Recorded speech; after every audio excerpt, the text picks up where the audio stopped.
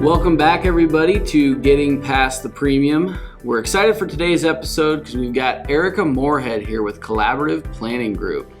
And they specialize on the life insurance, the disability insurance, working with business owners on that side of the industry, and have a pretty interesting model that they partner with financial advisors to bring these solutions to clients. We are really excited to have this discussion because they are advisors with their clients, period, end of story. So we're going to have a lot of great discussion today, and it's going to be fun. Enjoy. Welcome to the Getting Past the Premium podcast. Well, welcome to the show, Eryka. Yeah, thanks for having me. Excited to have you. We were kind of talking beforehand how you guys are perfect to have on to kind of have this discussion around how do we get from being that product salesperson, right, to being that advisor. And you guys have kind of built your firm that way from the ground up. And, a lot of firms like Eller Brock Norris are making that transition. And so I'm kind of excited to hear your experience in starting that from the ground up and partnering with other financial advisors and everything that you do. But before we get into that, maybe just give us the 30,000-foot view of who Collaborative Planning is and who you are. Sure. So Collaborative Planning Group, all we do is insurance, life insurance, disability, long-term care, and an occasional annuity, which we'll save for another time. But essentially, our firm was designed to work 100% in conjunction with the financial advisor. So our industry, historically, we find ourselves kind of competing with one another for who gets to be the quarterback or the kind of center of the client's financial world, if you will.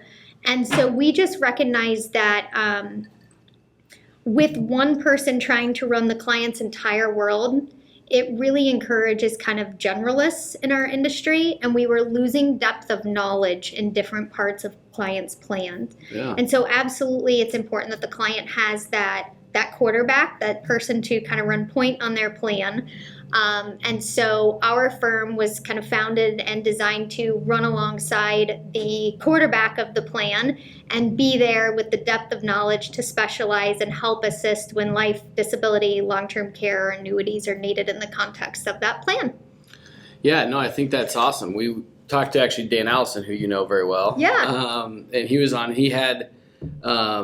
he talked about how to frame that and think through where you're at in that cycle with the client, whether you're kind of that quarterback or you are a specialist. And to your point, we need that depth of knowledge when it comes to advising clients. So maybe just give the audience an idea of the types of clients you're working with typically, and, are they business owners? Are they in, healthcare spaces? What's your kind of typical average client look like?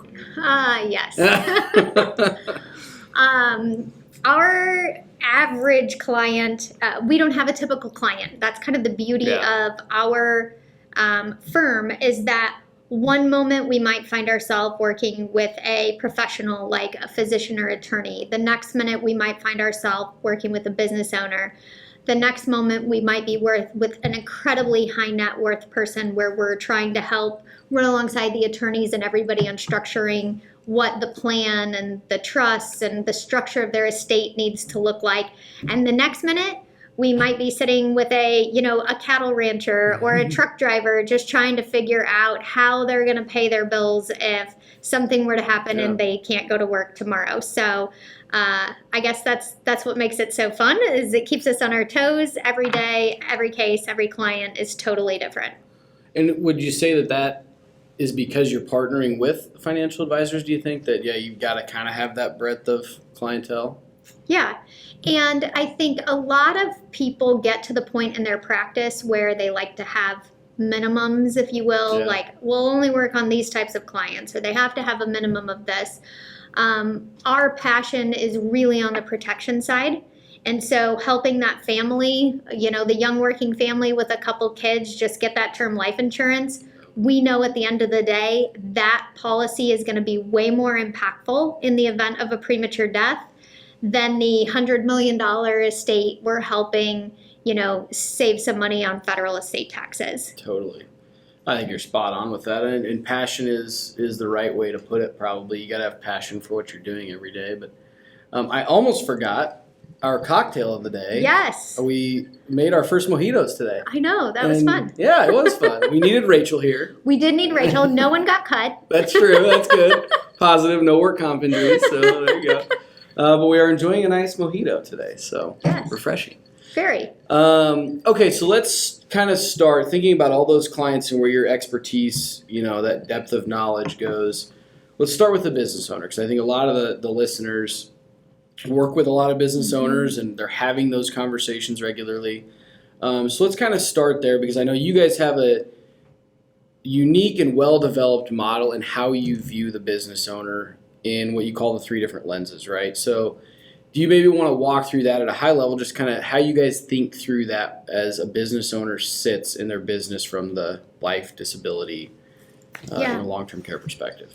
Yes. And so, being a business owner, Yeah, you wear many hats. that's the truth. And so You wear all the hats. You to a wear degree. all the hats, correct. Some of them you are equipped and well trained and capable of wearing, and other ones Yeah. you just kind of figure in and out as you go along. That is the truth. So when we sit down to do a plan with a business owner, we really kind of have to analyze that business owner through 3 separate lenses. So the first lens we look at is we pretend for a moment, we kind of ignore the fact that they own the business, that they play any sort of key role in the business, and just look at what they kind of take out of the business as far as personal compensation.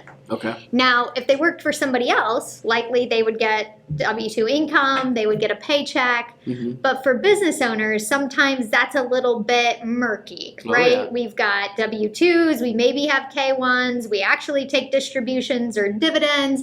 Sometimes people don't even know. Is it a personal expense? Am I running that through the business? It can be kind of convoluted. All of the above.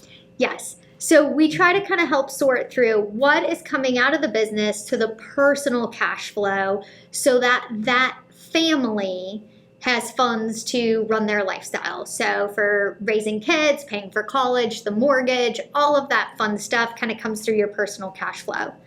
And so we want to make sure that in the event of a premature death or a disability, that those standards of living would still be met. Yeah. The last thing we'd ever want to have happen is kiddos lose mom or lose dad and then have to lose their friends and their teacher because they needed to move into a different neighborhood and start at a different school. And then you see a whole domino impact there. So that's kind of their personal life almost. We need to make sure that's taken care of first. Yep. Because as long as they stay alive and live happily ever after until retirement, all of that cash flow that they're going to earn along the way, they're going to be moving to the personal balance sheet side, which is going to kind of fund their lifestyle. So that's kind of lens 1. So we help them figure out, do they have disability income protection? Sometimes we can get a group plan versus an individual plan, or we can couple the 2. So we have some flexibility there in the solutions that we look at. Once we kind of analyze the individual benefits, then we want to analyze the business owner as a key employee for the business, assuming they're playing an active role and just not kind of a passive owner or investor in the business, if you will. So oftentimes with a business owner, it's not just one hire to replace them. You might need somebody to work on the sales side and somebody to work in operation and somebody else to do the bill pay or the financial stuff, however they have those duties divvied up. But, the business owners, most business owners understand, or we help them understand, that the value of their business is based on their ability to be profitable and earn income. It's multipliers of that income each year that drive the value of the business. Yeah. So their ability to get up and go to work every day and earn that income impacts the profitability, the cash flow of that business. Totally. So that's where then we analyze them and maybe at that point identify if there's any other key individuals whose inability to work due to death or disability would have a negative impact on the cash flow. Either we're not going to have as much revenue because this individual is gone, so now we're seeing net income shrink because of that, or maybe the cost to go hire 2 people to do that one job is going to be higher thus shrinking the net revenue that direction. That makes sense. And it's oftentimes very confusing for business owners when they own things like life insurance to separate what's mine personally and what's the business. Yeah. And so that lens of kind of key employee coverage really helps them think about the difference. And that is oftentimes so overlooked. We'll see people address buy-sell coverage, which I'll talk about in a minute, or personal coverage, but key employee coverage is it's the profitability, the cash flow of your business. And if we're talking about a premature death or disability, we're talking about a likely trigger that's about to happen in any sort of buy-sell or legal agreements. So we don't want to see that cash flow, that multiplier, be decreased right before a sale is going to likely have to occur. Which I would guess that whether or not business owners thought about key employee, they're not that's a multiple discussion, right? Because that's value of the business, right? Yep. This is an asset that typically has a higher value than maybe revenue as it sits today, because it's an ongoing entity.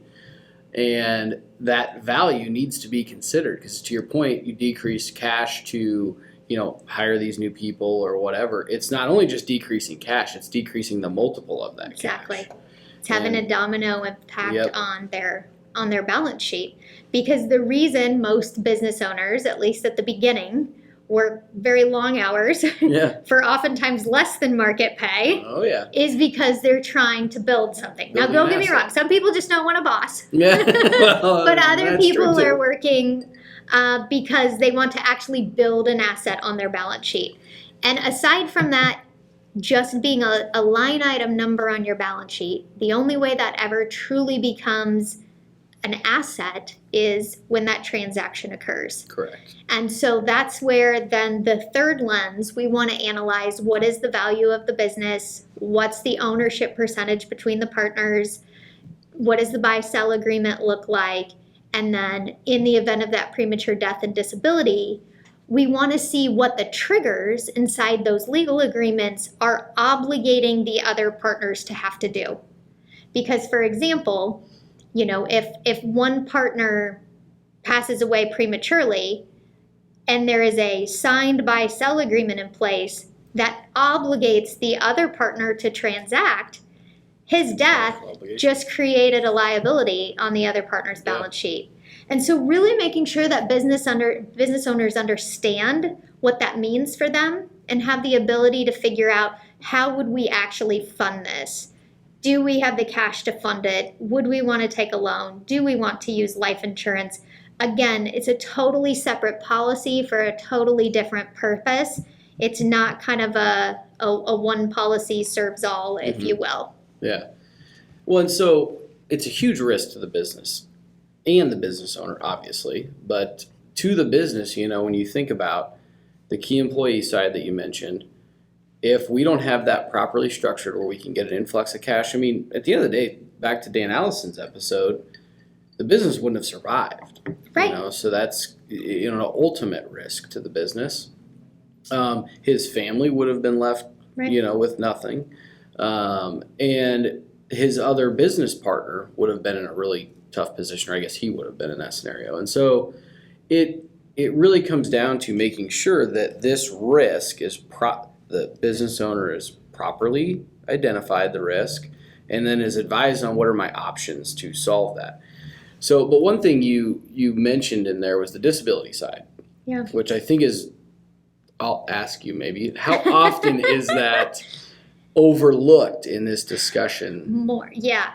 Right? We'll have very frequently, business owners will show up, we'll say, do you have a buy-sell agreement? They say yes. We say, okay, well, let me see it. And what we get is a life insurance policy that's owned on each other. But there's no actual legal document obligating either one of them to do something. Yeah. So if you and I were partners and you passed away and I got a couple $100,000 or a couple $1 million income tax free, I don't have to use it to buy out your ownership interest if I maybe, want a vacation home somewhere or put an addition on my house or a new toy or something. So not only is the legal documents oftentimes overlooked, but disability in very oftentimes is not thought of as part of that. So from a disability standpoint, with our 3 lenses, you have the individual disability protection, you have key employee disability coverage, or business overhead expense policies that are available. So if the majority owner were to become disabled, the business can get reimbursed through an additional disability benefit for a lot of their fixed overhead expenses to make sure they still have a business to come back to. Yeah. Because a lot of disabilities that our business owners face, they're recoverable. It's not like death. No That's- coming back, yeah. as far as I know. Well, there's only one no person so far, recovery. yeah. Yes, not for the rest of us. And so, but with a disability policy, it's making sure that you can still keep your business running, keep it intact, so you have something to come back to. There's also disability buyout insurance as well to help fund that transaction. You were mentioning, the business owners, and an example came to mind. This was not a client of ours, but we had someone reach out because a chiropractor. So there was a chiropractor practice, and it was just one chiropractor. He had his office staff, and the business was his plan, right? Yeah. So As is no most. really life insurance or anything else to speak of, and he died suddenly. So with no plan in place, essentially within the 30 days it kind of took the spouse to, handle the funeral, get the death certificate and all those things. In that 30-day window, the office manager had quit. Mm-hmm. All the clients had gone elsewhere, or all the patients, I guess, for a chiropractor had gone elsewhere. Yeah. And 30 days later, everybody panicked. There's There no value. wasn't a plan in place. At that point, yeah. Correct. So there was no value. There was no business to be sold. There was not another chiropractor who was going to try to transition all those patients over. But in the flip scenario, if that chiropractor would have had personal life insurance, make sure the family's taken care of, key employee coverage, so the office manager would have known that there was tax-free money coming into the checking account, so all the employees could be told, hey, let's contact the patients. This is the doctor we're supposed to transition to. Let's work the plan. You're going to get paid. You're going to get paid, Yep. even to maybe not work for the next 30 to 60 days while we transition these patients over and help this transaction occur. If that type of planning would have been done up front, not only would the future success, the financial stability of that family had to hinge on that transaction because they would have been taken care of, at least with some personal coverage, but the plan would have been executed so value could have been recognized for all the efforts of that practitioner for their career up to that point. Totally. And it's just at that point, most business owners, it just seems like they don't think through. It's working in the business, not on the business, right? And but if you ask a lot of the business owners, what are you going to do when you're ready to retire? Well, sell the business, or whatever. And it's just, it's not always that easy. It takes planning, and then you have to protect the asset through the life cycle of either if it's retirement and selling it, or maybe the business goes on after that or whatever. But so I think that leads into my next question of many business owners don't see this, right? They don't maybe understand how big the risk is, or don't take the time to evaluate it themselves. But when an advisor or a salesperson asks them about it, it's like, I don't want to, sell me life insurance, or whatever it is. Right. So how do you find the easiest way to have that discussion with a business owner and kind of open up that dialogue to help them realize they have a big risk here if it's not properly identified and walked through? Yeah. So we kind of work off of a one-page grid to really help them kind of understand each of these 3 hats, if you will, that they wear, where they currently have protection and where the holes lie. And then we help them through an exercise to quantify some of those risks. So once we understand personally what's coming out of the business to them personally, that becomes pretty easy to quantify the risk, what would be lost if they can't get up and go to work every day. Once we really talk through, who would you have to hire to replace yourself? what major relationships that are critical to your business might leave if you're not here. That helps quantify the risk to them. And then finally, what are you already obligated to do when your buy-sell agreement? Like, let's dust that thing off. Let's first check and make sure it's actually signed and dated, because half the times it's not. And walk them through that process, because crisis planning leaves so little options.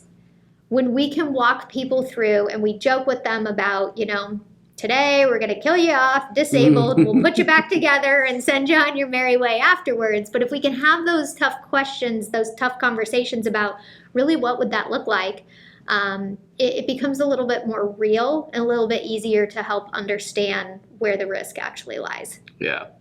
Well, it's just, we rely on different people in our lives to bring these things up to us. And, the whole point of the podcast is thinking through, how do I transition if I'm in that salesperson model to that advisory model? And if I'm working with business owners, would you agree that this is one of the probably most important areas to start in is, what do you do? What happens to the business if something happens to you? Right? And looking at it from those three lenses. Now, how deep do you guys then get out into their personal life? Because obviously the business, as we've talked, is an asset, but it's one asset that they may own. So maybe just talk through how you look at that. Kind of how does that bleed over into their personal planning and them as an individual, I guess. Or a family, I should say. In several ways. It's a broad question. It is a very broad question. Shannon told me to stop you. She did. There you go. Here it is.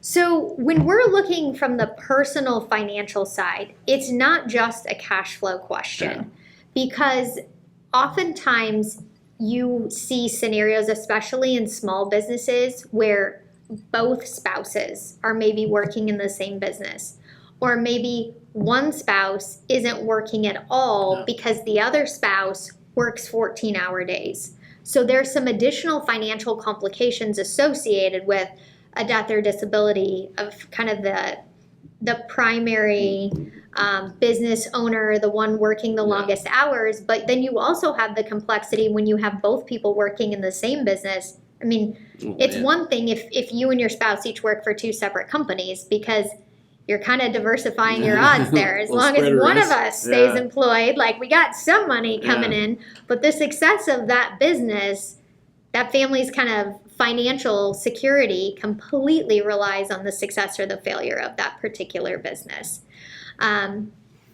When you get into the more legal side, we've talked about the buy-sell agreement, but making sure that's actually coordinated with the wills and the trusts and the powers of attorney, so you don't have kind of conflicting intentions within your documents. So not only having a great business plan, but make sure it's wrapped with a coordinated estate plan for all the partners involved. So that way things can go as smoothly as possible.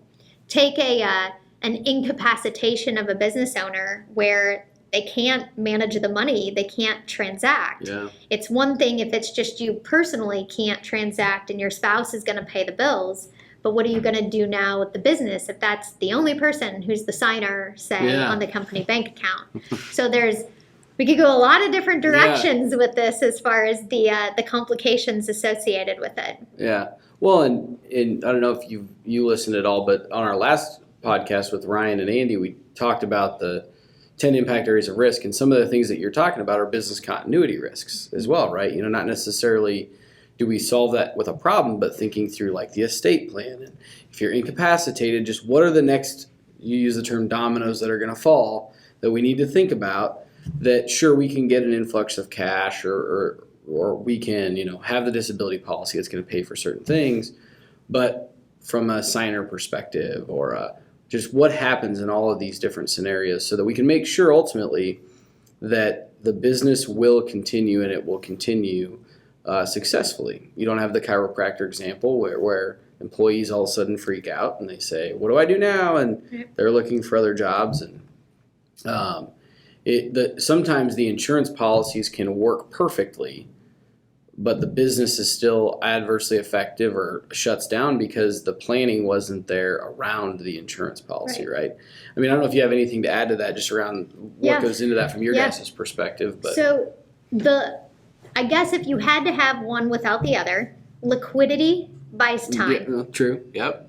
That's a great point. So hadn't thought about it like that. Yeah, if that death benefit comes in and that cash comes in, that extra liquidity buys people time. So we don't need to worry about the fire sale. We have a little bit more time to kind of figure things out. Same with the event of a premature disability. If personal income is taken care of and the business expenses are being reimbursed each month, it's okay if revenue's down a minute. We just bought ourselves time. We bought ourselves time to get the medical care we need, or to let our spouse or whoever's in charge grieve and take the time that they need, so that hastily, oftentimes costly decision don't need to be made while we're in crisis mode.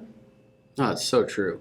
And they will happen, because especially when you're with your employees, if they don't know what's going to happen with the business, if they're not sure, they're going to take care of themselves as they should. Yeah. They have families to take care of. And so I always like to kind of think through this. If we could break it down to the super simple, like first steps that, again, that person that's maybe in a salesperson capacity and wants to be more of that advisor.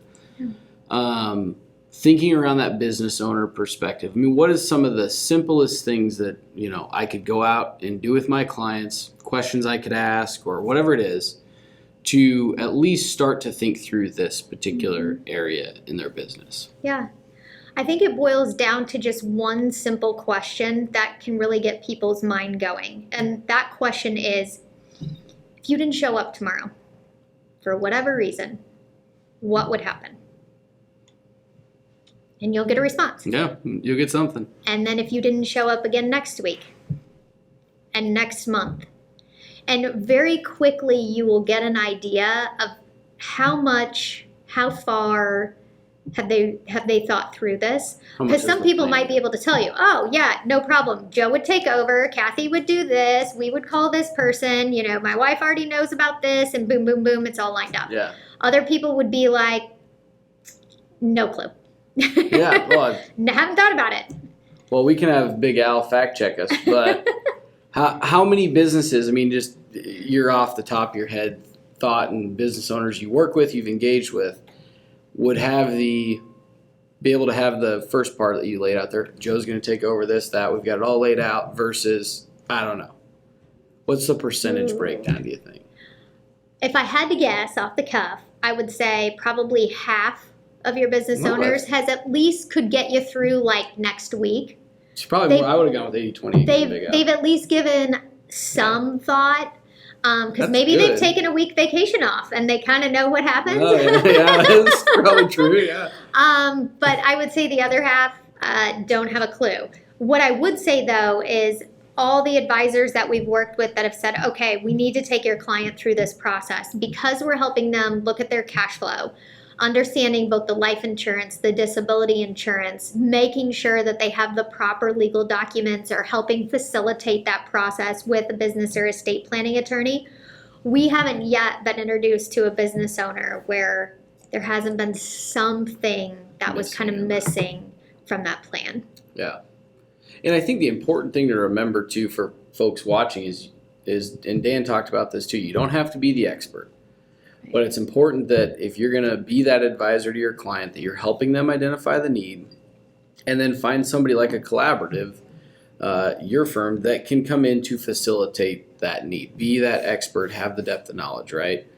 Now, I know that nobody else does it as good as you guys, so everybody should probably just reach out to you and do it. But I assume there's other firms out there across the country that would do something similar to what you guys are doing, like along with financial advisors or in other capacities, right?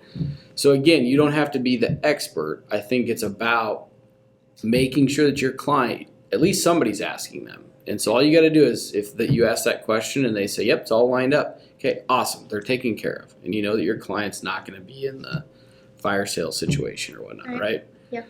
And so we'll definitely put all of your contact information because I assume that you'd be open to people reaching out if they need help on Sure. some of these things, and we'll make sure to get that out because I think it's a very important space that sometimes gets a bad rap or gets overlooked. And I think that it's one that could significantly, if not cripple a business, could significantly impact the business. And so we as advisors, everybody listening out there, even the ones in France, we have a listener in France. That's awesome. I know. Or multiple. We don't know yet, but Germany took that. yeah. So, that we're out asking these questions and helping our clients navigate through this because it could mean the difference between having a business or not, for them or their families. So, thanks for coming in, though. We're going to, I think, do a little 2-part series here because I think we got more to talk about. So stay tuned, everybody, for the next episode with him. Thanks.